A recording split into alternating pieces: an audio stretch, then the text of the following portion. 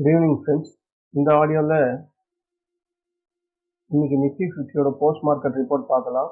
இன்னைக்கு நம்ம நினைச்ச மாதிரி யூஎஸ் மார்க்கெட் எல்லாம் டவுனில் தான் முடிஞ்சுது. ஒரு 180 பாயிண்ட் டவுன் ஜோன்ஸு. நாஸ்டாக் வந்து ஒரு 30 பாயிண்ட் ப்ளஸில் முடிஞ்சுது.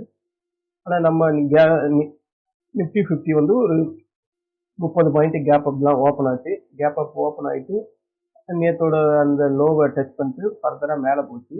நம்ம ரெசிஸ்டண்ட்டுக்கும் மேலே போச்சு. 25,918. அவன் 25,940 வரையும் போனான். ஆனால் அந்த கேண்டில் வந்து ரிஜெக்ஷன். ஏன்னா அதில் வந்து ரெசிஸ்டன்ஸ் ஸ்ட்ராங்காக இருந்தது, அதனால அது ரிஜெக்ஷன் ஆச்சு. அடுத்த கேண்டில் வரையும் வெயிட் பண்ணி பார்த்தா அங்கே வந்து ரிஜெக்ஷன், அகைன் ஒரு ரிஜெக்ஷன், டோஜி தான். ஸோ இந்த கேண்டில் கண்டினியூஸாக வந்தால் மார்க்கெட் ஃபர்தராக இறங்கும் அப்படின்றது கேண்டில் 6 பேட்டர்னில் எல்லாருக்கும் தெரிஞ்சது தான். நான் இந்த இடத்துல சொன்னேன், இந்த இடத்த யூஸ் பண்ணுங்க, பட் ஆனால் இது ரிவர்ஸ் ஆகிறதுக்கு வாய்ப்பு இருக்கு அப்படின்னு தான் என் ஃப்ரெண்ட்ஸ் சர்க்கிளில் சொல்லியிருந்தேன். இங்கே நானும் எடுத்தேன். இந்த 10:30 மணி கேண்டில் இந்த இடம் வந்தது. நான் இங்கே 2,500 2,300 வரும்போது க்ளோஸ் பண்ணிட்டேன். அதாவது பாதி வரும்போது க்ளோஸ் பண்ணிட்டேன். என் ஃப்ரெண்ட்ஸ் எல்லாம் ஒரு 3 பேர் வந்து இந்த 25,840 சப்போர்ட் கிட்ட வரும்போது க்ளோஸ் பண்ணதான் சொன்னாங்க. ப்ராஃபிட் தான் இன்னைக்கும் ப்ராஃபிட்ல முடிஞ்சிடுது. ஸோ இந்த மாதிரி நம்ம சப்போர்ட்டு ரெசிஸ்டண்ட்டை இப்படி தான் சூஸ் பண்ணணும். இந்த கேண்டில் பாருங்க, ஸ்ட்ராங்காக போனால் அவனால் ஹோல்ட் பண்ண முடியல, ரிஜெக்ஷன். அடுத்த கேண்டில் ஒரு பையிங் ப்ரெஷரே இல்லை. ஏன் இல்லைன்னா அந்த இடம் வந்து ஸ்ட்ராங்காக ரெசிஸ்டண்ட்டு பில்டப் ஆகிட்டு இருக்குது. ஸோ மார்க்கெட் ஃபர்தராக இறங்குன்றத நம்ம இந்த மாதிரி தான் தீர்மானித்து எடுக்கணும். ஆனால் இதை நமக்கு அகெயின்ஸ்டாக கூட மாறி இருக்கலாம். பட் இந்த இடத்த கூட நம்ம எடுக்க முடியும்னா அப்புறம் எங்கேயுமே நம்மளால ப்ராஃபிட் பண்ண முடியாது. நம்ம எப்படியும் இங்கே ஸ்டாப் லாஸ் போட போகிறோம். இந்த 225,940 ஸ்டாப் லாஸ் போட்டு 20 பாயிண்ட் வச்சா இங்கே தான் வரும். அங்கே வந்தால் நமக்கு லாஸஸை புக் பண்ண வேண்டியதுதான். அப்படி வச்சு போட்டுருந்தீங்கன்னா கண்டிப்பா இந்த ப்ராஃபிட் தான் கிடைச்சிருக்கும், லாஸுக்கே போயிருக்காது. இதுதான் இன்னைக்கு நிஃப்டி 50ல கிடைச்ச ஒரு ட்ரேடு. ஓகேங்களா. அடுத்தது இந்த சப்போர்ட் 25,840 அதை வரையும் கீழே கட் பண்ணி போயிட்டான். பட் இது எடுத்திருக்க முடியாது. ஸ்டாப் லாஸ் கண்டிப்பா ட்ரிகர் ஆயிருக்கும். 20 பாயிண்ட் கண்டிப்பா ட்ரிகர் ஆகிட்டு இருக்கும். ஆனா அது ஃபர்தரா மேலே போயிடுச்சு. மார்க்கெட்ல நான் இன்னைக்கு நினைச்ச மாதிரி ஒரு பீரிஷ்ல முடியும் தான் நினைச்சேன். ஆனால் அதுக்கான ஆப்பர்ச்சுனிட்டியை வந்து மத்தியானம் 1:30 மணிக்கு யூரோப் இண்டெக்ஸ் ஓப்பன் ஆகும்போது கொடுக்கல. அவன் வந்து மைனஸில் தான் ஓப்பன் ஆனான். அந்த பாருங்க, 1:30 மணிலேருந்து அது ஃபர்தராக இறங்க ஆரம்பிச்சு. 1:30 மணி வரையும் மார்க்கெட்டு ஒரு 5-6 பாயிண்ட் ப்ளஸில் தான் இருந்தது. இன்னும் ஒரு 2 ஹவர் தானே இருக்குது, மார்க்கெட் எப்படியும் ஒரு 30 பாயிண்ட் ப்ளஸில் போகும் தான் நினைச்சேன். ஆனால் அவன் அந்த 1:30 மணிக்கு இண்டெக்ஸ், வேர்ல்டு இண்டெக்ஸ், யூரோப் கண்ட்ரிஸ்லாம் இறங்க ஆரம்பிச்சோடனே இவனும் கூட சேர்ந்து இறங்கிட்டான். ஸோ இன்னைக்கு நிஃப்டி 50 ஒரு 82 பாயிண்ட் மைனஸ். இதுதான் இன்னைக்கு போஸ்ட் மார்க்கெட் ரிப்போர்ட்டு. ஏன்னா யூஎஸ் மார்க்கெட், நம்ம இந்தியன் மார்க்கெட்டில் எஃப்ஐஎஸ் வந்து 2,600 கோடிக்கு செல் பண்ணி வச்சுருக்காங்க. அவங்க செல் பண்ணுற வரையும் கண்டிப்பாக மார்க்கெட் மேலே ஃபர்தராக போகாது. இது கட் அண்ட் ரைட்டாக தெரியுது. என்னதான் போனாலும் அந்த 26,100 வரையும் தான் போவான், அதுக்கப்புறம் இறங்கிடுவாங்க. ஸோ 26,240 தான் இறங்கிச்சு இந்த மார்க்கெட்டு. இந்த இடத்துல இருந்து இறங்கினா இந்த இடம் 26,200 இப்போ 25,742 ட்ரேட் ஆகிட்டு நம்ம மார்க்கெட். அதாவது க்ளோசிங் வெயிட்டட் ஆவரேஜில் இது 742, அது 758 முடிஞ்சிருக்கு. ஒரு 82 பாயிண்ட் மைனஸ் 50. இதுதான் இன்னைக்கான போஸ்ட் மார்க்கெட் ரிப்போர்ட்டு. நமக்கு ஆப்பர்ச்சுனிட்டி இந்த இடம் கொடுத்தது 10:45 கேண்டில், 10:30 மணி கேண்டில். அதை கன்ஃபார்ம் பண்ணியிருந்தா அது கீழே வரும்னும் போது கொடுத்த கண்டிப்பாக ஈஸியாக ப்ரெடிக்ட் பண்ணிக்கலாம் இந்த இடத்த. இதுதான் நிஃப்டி 50ல நடந்தது. சென்செக்ஸ்ல பார்க்கலாம்.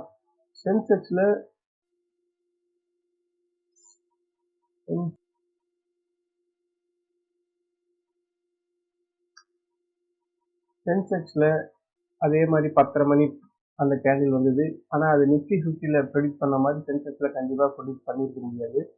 ஏன்னா இவன் வந்து ஒரு ஸ்ட்ராங்கான ரிவர்ஸ் வந்துட்டான், அதுக்கப்புறம் ஒரு புல்லிஷ். இதை வந்து நம்ம கண்டிப்பாக கன்சிடர் பண்ண முடியாது. கீழே தான் இறங்கும் அப்படின்றத இதை வெயிட் பண்ணி தான் எடுத்துக்க முடியும்.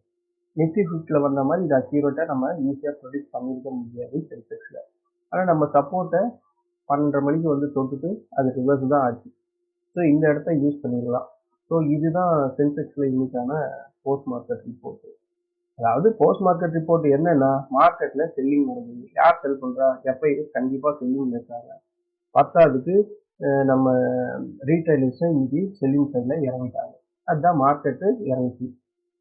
நேற்றும் மார்க்கெட் இறங்குச்சு. நேற்று நல்லா இறங்குச்சு, ஓரளவுக்கு ரெக்கவரி ஆச்சு. இன்னைக்கு நேற்று இறங்குனதை விட ஒரு 82 பாயிண்ட் தான் இறங்கிருக்கு. நம்ம சென்செக்ஸ் வந்து 275 பாயிண்ட் இறங்கிருக்கு. இவன் வந்து இந்த சப்போர்ட்டை நம்ம எடுத்துருக்கலாம். இந்த ஒரு ஆப்பர்ச்சுனிட்டி இங்கே கொடுத்துருக்கு. இந்த ரெசிஸ்டண்ட்டை அவ்வளோலாம் பர்ஃபெக்டாலாம் ப்ரெடிக்ட் பண்ணியிருக்க முடியாது. இது இறங்குனதுக்கு அப்புறம் ஒரு கட்டு, அதாவது அந்த ரெசிஸ்டண்ட்டை உடச்சி ஸ்ட்ராங்காக வரும்போது எல்லாம் ஒரு ப்ரிடிக்ஷன் பண்ணி எடுத்துருக்கலாம். இதுதான் பண்ணியிருக்க முடியுமே வந்து வேற ஒன்றுமே பண்ணியிருக்க முடியாது சென்செக்ஸில். ஆனால் நிஃப்டி 50ல ஈஸியாக ப்ரிடிக்ட் பண்ணியிருக்கலாம். இதுதான் ஃப்ரெண்ட்ஸ், நிஃப்டி 50 அண்ட் சென்செக்ஸில் இன்னைக்கான போஸ்ட் மார்க்கெட் இருக்கு.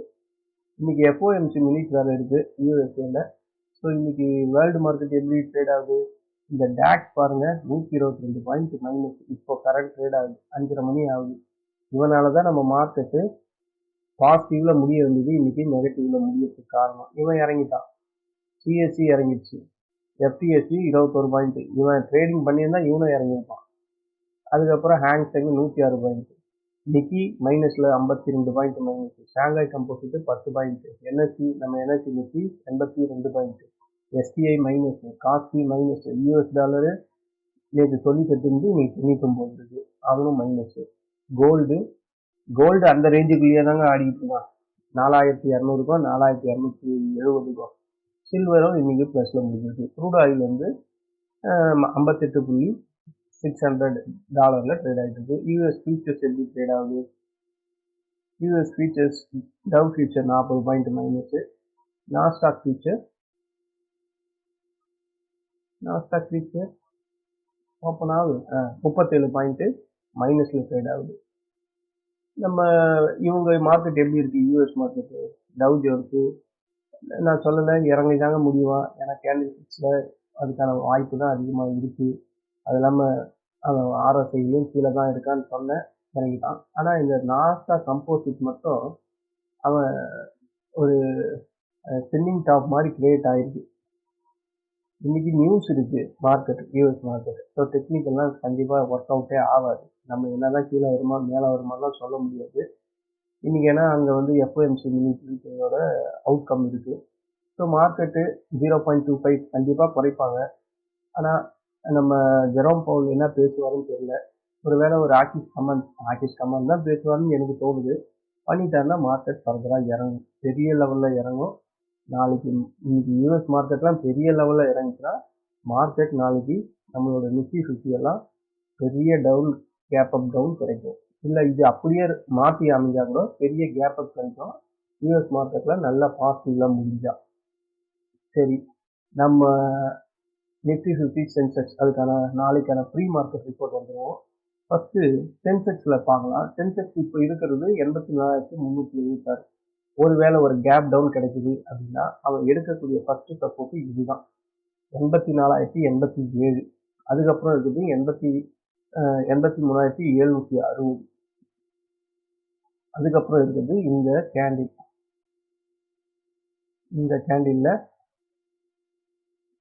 இந்த கேண்டில்ல பாதி கண்டிப்பாக வரும். இந்த கேண்டில் 83,359. இந்த 3 சப்போர்ட் நாளைக்கு சென்செக்ஸ்க்கு இருக்கும். ஃபர்ஸ்ட் சப்போர்ட் இது 84,087, அப்புறம் 83,760, அப்புறம் 83,359.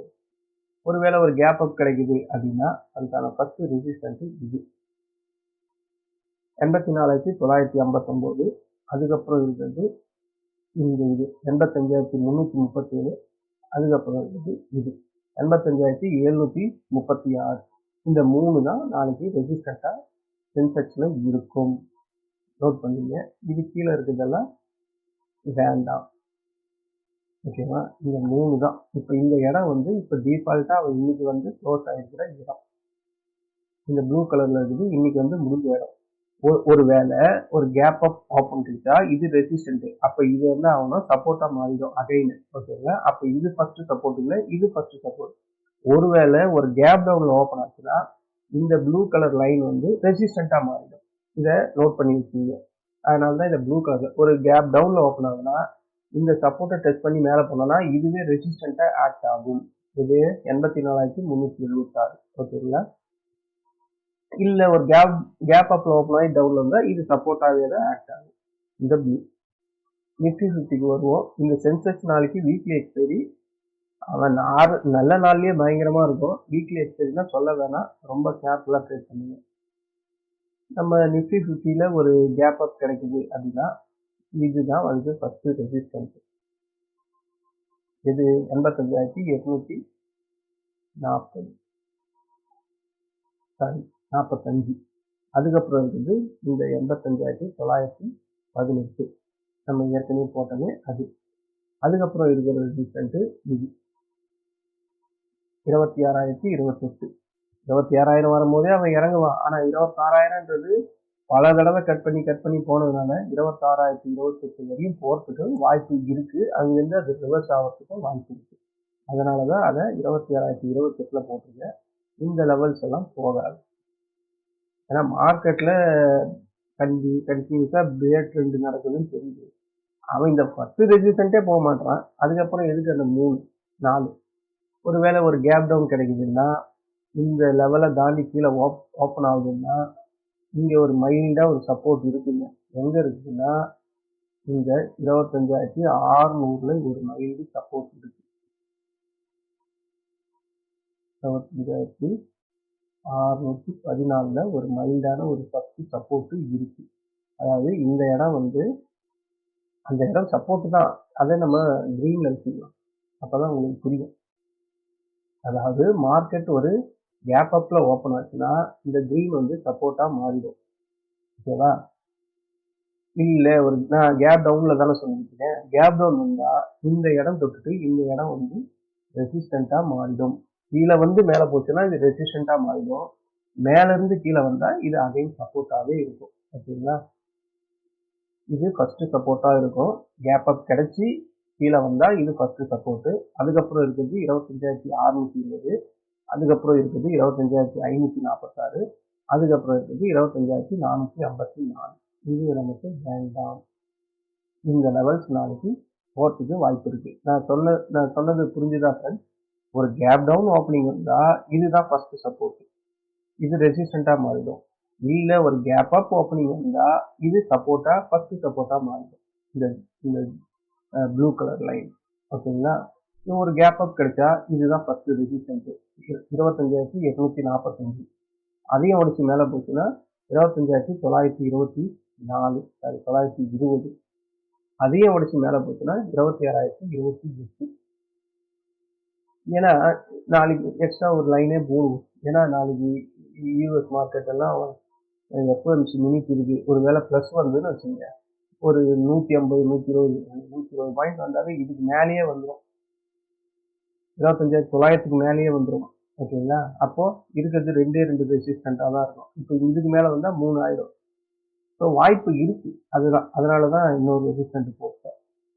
இந்த லெவல்ஸ் எல்லாம் வரும்போது ஆல்ரெடி நான் பல தடவை சொல்ற மாதிரி இந்த மணியை ஃபோக்கஸ் பண்ணுங்க. சென்செக்ஸ் நீங்க ப்ளே பண்ற மாதிரி இருந்தா ரொம்ப கேர்ஃபுல்லா ட்ரேட் பண்ணுங்க. ஏன்னா சென்செக்ஸ்லாம் நாளைக்கு வீக்லி எக்ஸ்பைரினால ஹெவியா ஆடும். அனாவசியமா ஸ்டாப் லாஸ் ஃபிகர் பண்ணிட்டு போய்கிட்டே இருக்கும். அதனால ரொம்ப கேர்ஃபுல். இல்லையா? நிஃப்டி 50 வாங்க. சென்செக்ஸ் மாதிரி கொடூரமாலாம் இறங்க மாட்டான். இறங்கினாலும் ஒரு 25 பாயிண்ட் வரைக்கும் ஸ்பீடா இறங்கிட்டு திடீர்னு அங்கிருந்து ஒரு பவுன்ஸ் ஆகும். பழையபடி அந்த 25 தாண்டி இன்னும் ஒரு 15-16 பாயிண்ட் இறங்கும். மறுபடியும் ஒரு 10 பாயிண்ட் மேல போகும். மறுபடியும் ஒரு 20 பாயிண்ட் இறங்கும். அவன் அப்படிதான் இறங்குவான். ஆனா இவன் சென்செக்ஸ் இறங்கினா 300 பாயிண்ட் ஒரே நேரத்திலேயே இறங்குவான். ஸோ ஆனா சம்பாதிக்கணும்னா சென்செக்ஸ் தான். என்னை பொறுத்தவரையும் சென்செக்ஸ் தாங்க சீக்கிரம் சம்பாதிக்கலாம். அதே மாதிரி சீக்கிரம் அழிஞ்சு போகணும்னா சென்செக்ஸ் தான் பண்ண முடியும். பொறுமையா இருந்து சம்பாதிக்கணும்னு நினைச்சா நிஃப்டி 50 தான் பெஸ்ட். இவன் சென்செக்ஸ் எல்லாம் கொடூரத்துலேயும் கொடூரமானவன். இவன் தான் என்னை அழிச்சான் ஒரு 6-7 வருஷத்துக்கு முன்னாடி. என்ன ஏதுன்னு தெரியாம இவன்கிட்ட போய் மாட்டிக்கிட்டு இவனை கட்டின்னு அவஸ்தப்பட்டு அந்த மாதிரி அனுபவம். ஒருத்தர் கேட்டிருக்காரு. ஆனா சென்செக்ஸ்ல நீங்க பண்ண ட்ரேட் எல்லாம் வீடியோ எடுத்து வச்சிருக்கீங்களான்னு. அந்த மைண்ட் செட்டெல்லாம் அப்போ இல்லை. நான் ஒர்க் பண்ணிட்டு நைட் ஷிஃப்ட் பண்ணிட்டு அரையும் குறையுமா தூக்கத்தில் உட்காந்து பேசிட்டு இருந்தேன். அதாவது சிஸ்டம்னா அப்போ என்கிட்ட லேப்டாப் தான் இருந்தது. அதை உட்காந்து பார்த்துக்கிட்டு என்ன போடுறேனோ அதுதான், அது லாஸ் தான் வரும். அப்படி தாங்க மாட்டிக்கிட்டேன் நான். சம்பாதிக்கணும் தான் உள்ளே வந்தது. பட் தொலைச்சிட்டு இப்போ கொஞ்சம் கொஞ்சமாக ரெக்கவரி பண்ணிக்கிட்டு இருக்கேன். பரவாயில்ல, 80%, 85, 90% வந்துட்டேன் தான் நினைக்கிறேன். ஆனால் நான் எப்போ ப்ராஃபிட்டுக்கு வர்றதுன்னு தான் தெரியல. இது இன்னைக்கும் ப்ராஃபிட்ல தான் முடிஞ்சுது, நேற்றும் முடிஞ்சுது. நாளைக்கு என்ன ஆகும்னு தெரியல, அதுக்கடுத்த நாள் என்ன ஆகும்னு தெரியல. சரி பார்ப்போம் என்னதான் பண்ணிடுவாங்க அப்படின்ட்டு. ஒரு ஹோப், எனக்கு ஸ்ட்ராங்கான ஹோப் கிடைச்சிச்சு. ஏன்னா அந்த கடைசி விளிம்பு வரையும் போயிட்டு பொழைச்சி மேலே வரேன்ல, அப்போ எனக்கு ஸ்ட்ராங்கான ஒரு நம்பிக்கை இருக்கு. அதனால தைரியமாக ட்ரேட் பண்ணுவேன். ஆனால் அந்த என் லிமிட்டை வரம்பை மீறி போகவே மாட்டேன். என்னதான் எனக்கு ப்ராஃபிட் சைடில் பாருங்க, இந்த கேண்டில் 10.25 கேண்டில் நிஃப்டி 50ல என்ன ஸ்ட்ராங்காக வந்துருக்கு. நான் வெயிட் பண்ணியிருக்கலாம், சரி ப்ராஃபிட் வருதுன்னு. அது என்னவோ எனக்கு அது பழக்கம் ஆகிடுச்சுன்னு தான் நினைக்கிறேன்.